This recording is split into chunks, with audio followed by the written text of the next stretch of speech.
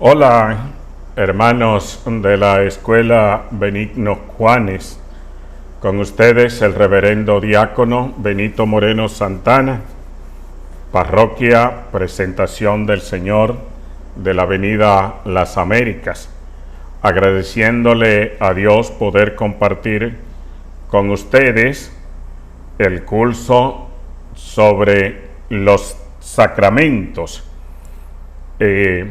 En esta ocasión, en este día de hoy, pues vamos a hablar de los sacramentos en sentido general y de manera introductiva, ya que en unas próximas clases trataremos los sacramentos cada uno en particular.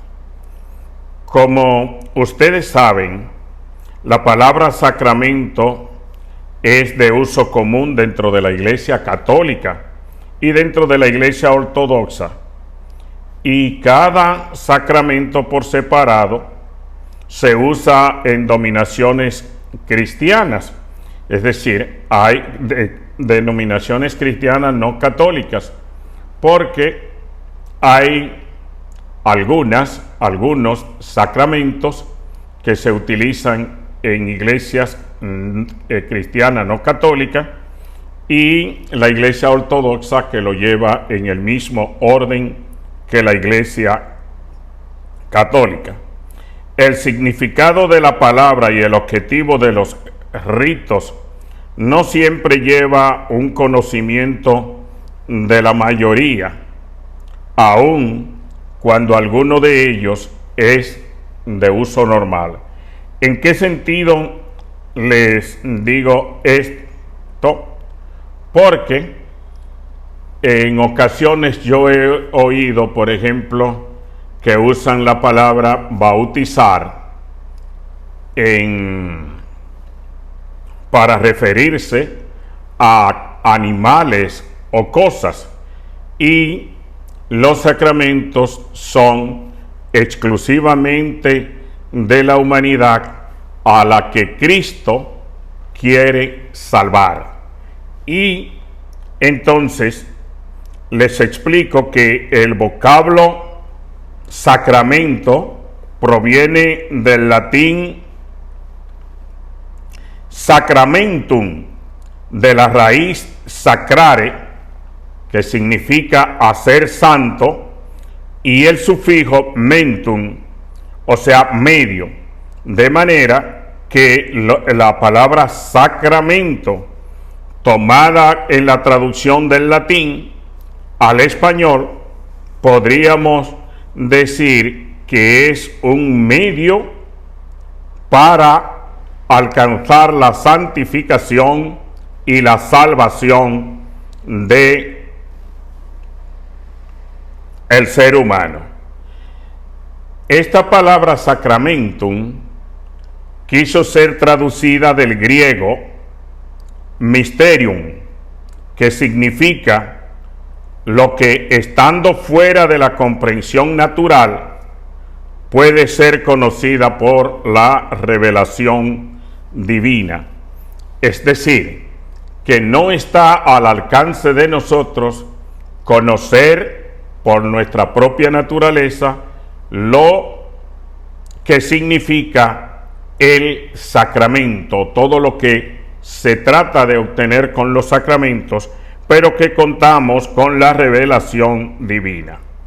El Catecismo de la Iglesia Católica, en el número 1131, define los sacramentos como signos eficaces de la gracia, instituidos por Jesucristo y confiados a la Iglesia, por los cuales nos es dispensada la vida divina. Los ritos visibles bajo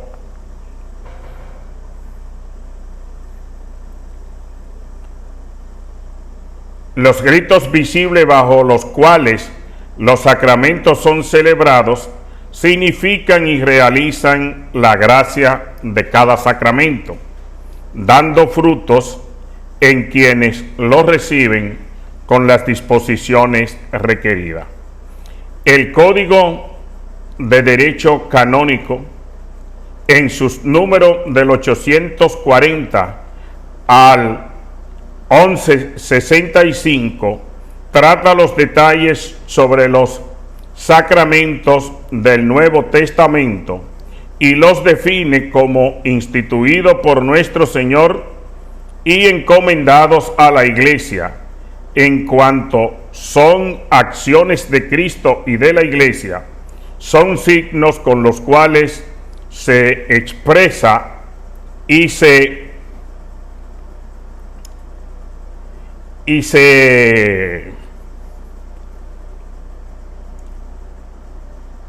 comunica, bueno, bien, se expresa la gracia de Dios. Entonces, con ella también se fortalece la fe, se rinde culto a Dios y se realiza la santificación de los hombres. Y por tanto, contribuyen en gran medida a crear, corroborar y manifestar la comunión eclesiástica.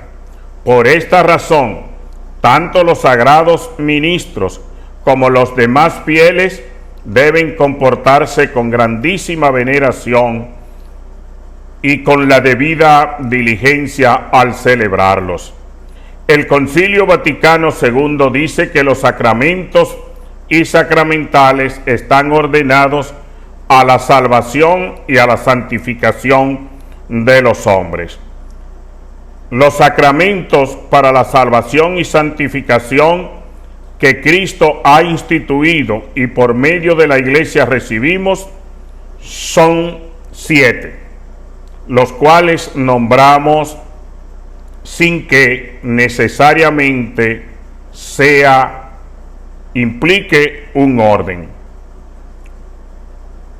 Nos referimos al matrimonio, al bautismo, la confirmación, la reconciliación, la Eucaristía, el orden sacerdotal y la unción de los enfermos.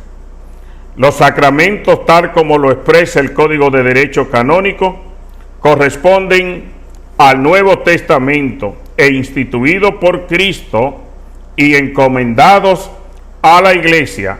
Encontramos antecedentes bíblicos en el Antiguo Testamento. Por ejemplo, hay sacramentos que son motivados por la gracia y el amor que Dios tiene con nosotros para restaurar la gracia que perdimos con el pecado. De manera que los sacramentos están orientados a concedernos la gracia de retornar al plan original de Dios, de que nosotros seamos unos verdaderos y auténticos hijos de Dios. Como podemos ver en el libro del Génesis, ustedes buscan en el primer capítulo, en los versículos 26 al 28, van a encontrar que Dios creó al ser humano varón y hembra. Y en ese sentido se produce el matrimonio en la voluntad de Dios y en el amor de Dios al crearnos. ¿Y qué sucede? Que Dios no solamente dice, te creé y ya están creados, sino que tiene una misión para la humanidad. En ese momento, la misión del hombre que Dios recibe, entendiéndose hombre como especie. Cada vez que use la palabra hombre, si no es de manera particular, me estoy refiriendo a la especie, no al sexo. Porque no sé hablar modernamente ahora que hay que ponerle el sexo a todo. El hombre tiene una misión: crezcan, multiplíquense, tengan muchos hijos y llenen la tierra. Es la misión que Dios le ha dado en su origen, y está creado varón y hembra. Luego, Dios ve que existe la necesidad de dotar a un cuerpo, de dotar de un cuerpo a la creación que, siendo imagen y semejanza de Él, era solo espíritu. Entonces Dios le hace un cuerpo y hace un cuerpo, en primer lugar, masculino, al que le asigna unas tareas que no puede cumplir a cabalidad y quedar satisfecho porque no ha encontrado una ayuda adecuada, porque está incompleto, y en ese momento entonces Dios le concede lo que le faltaba, la parte femenina, y de su propia naturaleza hace el cuerpo de la mujer. Quiere decir que cuando ustedes van al Génesis 2:18, van a encontrar que Dios ve que el hombre, la unidad la constituye el ser humano, varón y hembra, y por eso dice: no es bueno que el hombre esté solo. Y se produce el encuentro del hombre y de la mujer. El hombre maravillado exclama: este sí que es carne de mi carne y huesos de mis huesos. Esta sí que es carne de mi carne y huesos de mis huesos. Por ella por ella el hombre dejará a padre y madre y se unirá a su mujer, y los dos serán como uno solo. Bien, los sacramentos de hoy están tratando de que se retorne a este criterio que proviene de Dios, del hombre y la mujer ser como uno solo. Contrario a esto, en el mundo de hoy trata de dividirse siempre al hombre y a la mujer como personas que no tienen nada en común, y se vende por ahí para tratar de llevar la vida en desorden. Por ejemplo, que la mujer es dueña de su cuerpo. Nadie es dueño de su cuerpo, porque si no, no lo dejáramos poner viejo, ni lo dejáramos morir. Si yo fuera dueño de mi cuerpo, no lo dejo poner viejo, no lo dejo morir, no lo dejo enfermar. Pero qué va, yo no supe cuándo tuve este cuerpo, ni tampoco sé cuándo lo voy a entregar, pero sé que sucederán ambas cosas. Entonces, el sacramento del matrimonio es anterior al pecado, y aunque el pecado, que fue el instrumento de dañar todo el plan de Dios, que lo primero que hace es que rompe con la armonía del matrimonio, pues tan pronto el matrimonio cayó en pecado, Cuando tiene que rendir cuenta, el hombre acusa a la mujer, entrando en un egoísmo, tratando de que salvarse él y que Dios le cobrara a la mujer. En ese sentido, comienza a dañarse las relaciones entre los hombres y las mujeres. Pero más aún, nosotros encontramos luego en el capítulo 3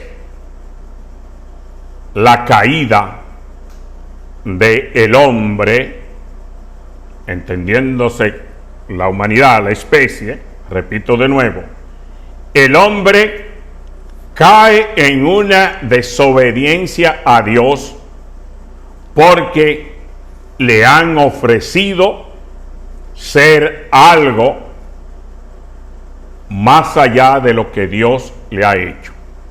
Y por eso hemos caído todos en pecado. ¿Qué nos sucede? Que en el interés Dios de calmar, de retornar el hombre a su origen de ser creación de Dios, inicia los ritos con los cuales Él entra en misericordia y perdona los pecados. Así ustedes se encuentran en el capítulo 4,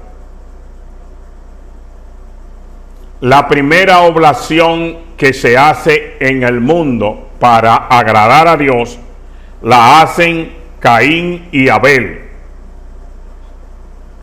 quienes se diferenciaban en el trabajo, porque uno era agricultor, es decir, cultivaba la tierra, y el otro se dedicaba a pastorear ovejas, es decir, a la producción y cuidado de los animales. Y esto trajo, cuando se le presenta la primera oblación a Dios, trae como consecuencia la envidia. Y la envidia al Dios ver con beneplácito la oblación de Abel mejor que la de Caín, eso lo llenó de envidia hasta el punto que en su corazón concibió el primer crimen registrado en su propio hermano, entrando en la historia de la vida, no solo el pecado de la envidia, del crimen, sino también de la soberbia, la mentira y la búsqueda de impunidad. Ante esa situación, nosotros encontramos que en el libro del Génesis 8:20, Noé ofreció holocaustos que agradaron tanto a Dios que se arrepintió de haber maldecido y herido todo ser viviente por causa de la maldad del hombre. Y luego el rito de ofrecer pan y vino de Melquisedec en el Génesis 14:18 para dar gracias por el éxito que habían tenido en las guerras. Este rito de Melquisedec de pan y vino es el que imita a Jesús en la última cena con sus discípulos antes de ser entregado a su pasión y muerte. Por eso ustedes escuchan con frecuencia alabar a Jesús diciendo que Él es sacerdote eterno según el rito de Melquisedec. Al referirnos a la oblación presentada por Caín y Abel, al holocausto realizado por Noé después del diluvio y la ofrenda de pan y vino de Melquisedec, que era sacerdote ya en esa época, encontramos los antecedentes de los sacramentos del matrimonio y del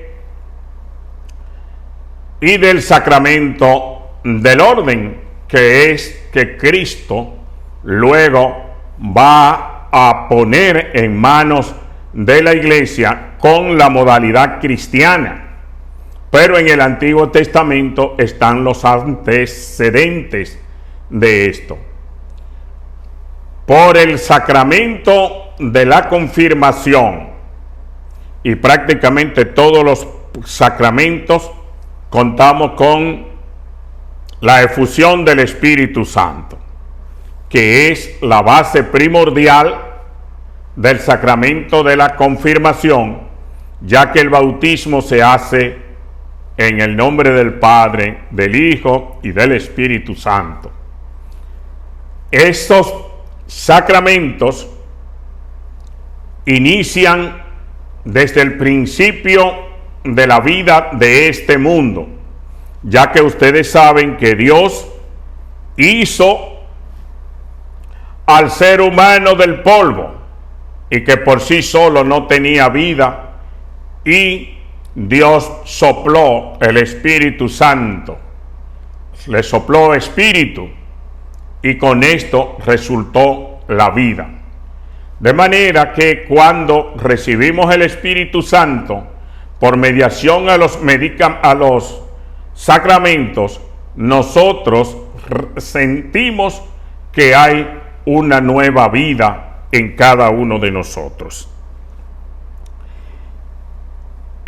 Por la unción de los enfermos, aunque es en Cristo que encuentra la plenitud, encontramos antecedente con el profeta Eliseo curando al sirio Naamán, y en el libro de Tobías cómo fueron curados un ciego y una mujer que por causa de los demonios no podía disfrutar del matrimonio.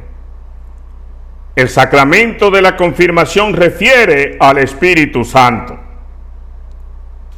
que derramado sobre los apóstoles en Pentecostés cambió el miedo de Pedro, del miedo a la valentía y a la autoridad evangélica ante el paralítico y las autoridades que pedían que no hablara en nombre de Jesús. En conclusión, la dinámica de los sacramentos están orientados a nuestra santificación y nuestra salvación por medio de Cristo Jesús, que ha dejado sus tareas en manos de la iglesia, y por ella nosotros podemos alcanzar el objetivo que Cristo tuvo para concedernos la vida con su pasión, muerte y resurrección. Será hasta la próxima clase. Continuaremos hablando de los sacramentos.